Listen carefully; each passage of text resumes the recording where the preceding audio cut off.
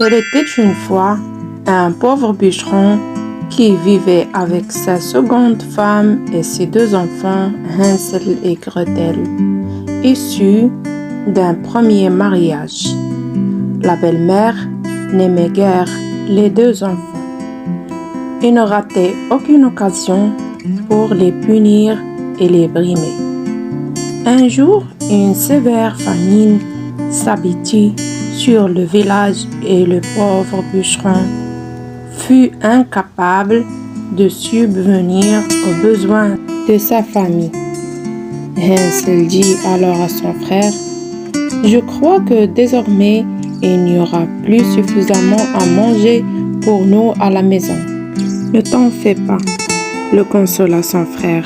« Même abandonné au beau milieu de la forêt, tout seul, nous trouverons toujours de quoi manger. » Cette nuit-là, en prévision de ce qui pourrait leur arriver, les deux enfants remplirent leurs poches de petits cailloux et allèrent se coucher. Le lendemain matin, le bûcheron et sa femme entraînèrent les deux enfants à travers les bois. Durant la promenade, Hansel et Gretel parsemèrent le trajet de cailloux ramassés la veille. Le cœur du bûcheron se serait à l'idée d'abandonner ses enfants, mais il n'avait guère le choix. Arrivé au terme du chemin, le bûcheron s'arma de force et de courage. Il marmonna rapidement quelques mots d'excuses et s'enfuit rapidement sans retourner. À la tombée de la nuit, les deux enfants comprirent enfin que leur père les avait abandonnés. Ils étaient ainsi livrés à leur sort et à leur destin.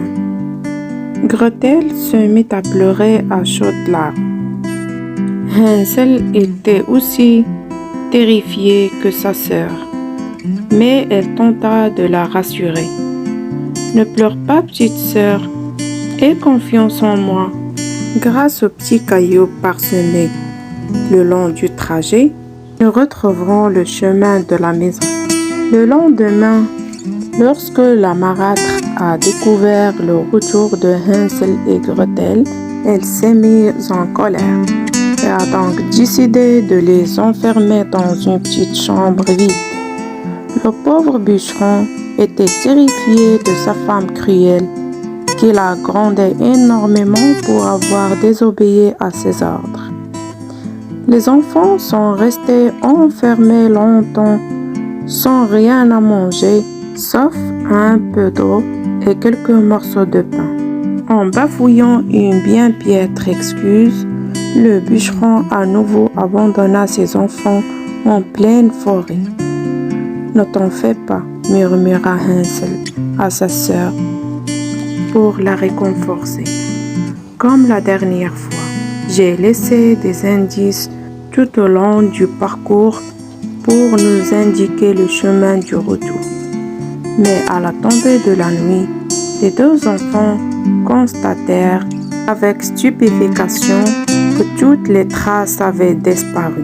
« J'ai trop peur, » avoua Gretel en pleurant amèrement.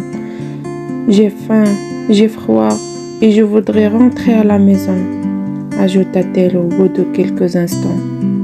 Hansel lui répondit: « Ne pleure pas, Gretel, je suis là pour prendre soin de toi. Nous trouverons bien une solution. » Hansel essayait en vain de rassurer sa sœur, mais il commençait lui aussi à avoir très peur. Des ombres terrifiantes se dessinaient à travers l'obscurité et des yeux diaboliques l'observaient dangereusement.